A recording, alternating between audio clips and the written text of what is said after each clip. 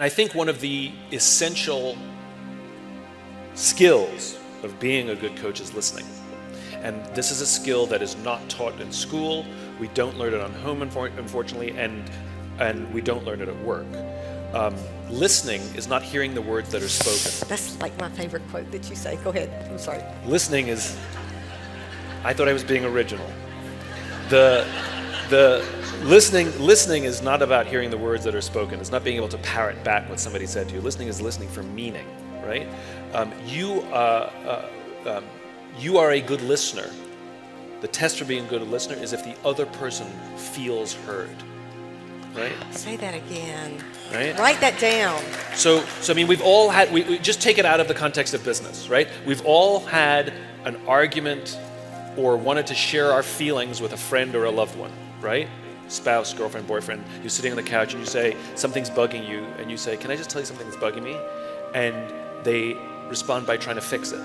Or they respond by pointing out the facts that may or may not align with how you feel, right? Well, that's impossible because this is what happened. And what they're missing is you're not looking for them to compare the facts of what's being said. You just want to feel heard. You just want somebody to go, oh my God, that's really hard. Yeah, I hear it. I hear that. Thank you for sharing that with me. That must be difficult. Thank you, that's all I needed, right? I'll give you a very funny example of bad listening. So I used to date a girl who's an air traffic controller. Air traffic controllers are a breed unto themselves, and it's only about the facts. And I woke up one morning, I had something in my eye, and I couldn't open my eye, it was hurting. And I'm like flushing it out with water, and nothing's working. And I couldn't even open my eye, and I have her come, I'm like, come here. I'm like, look in my eye, do you see anything? Do you see anything? And she looks in, she goes like this, and she goes, there's nothing there, and then walks away. And I eventually, whatever it was, I eventually was okay, and I went up to her, I was like, WTF, right? I'm like, I had something in my eye, you just walked away. And she's like, there was nothing there, so what do you want me to do? I was like, a little sympathy? She's like, well, that's not gonna get anything out of your eye.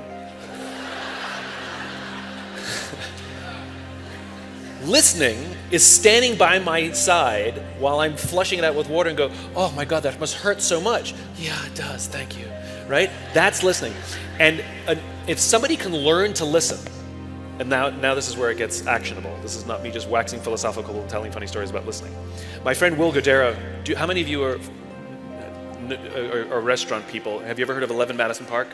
So at some point in New York City, 11 Madison Park was the best restaurant in the world, right? Ranked #1. And Will believes in this, he was the former owner, he believes in this concept of unreasonable hospitality, which is going to what good service is and then going way, way, way beyond. And one of the core tenets of unreasonable hospitality is learning to listen. And I'll give you an example that directly impacts your business. Most agents don't listen. And I'll give you an example. What do you do for your clients after they close on a home, right? It's very common. We've all bought a home too, right? Which is you walk into this new home that you just bought as a buyer, and there's a bottle of champagne in the fridge. There's a basket of flowers on the dining room table. The same basket of flowers that you gave to every other client, the same bottle of champagne that you gave to every client. Generic. I'm a number. It's just rote.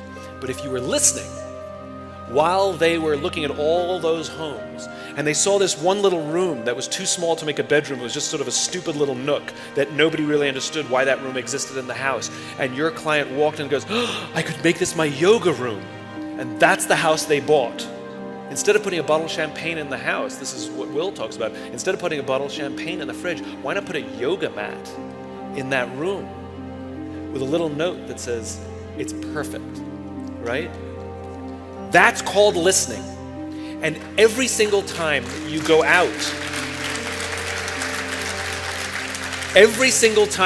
with clients,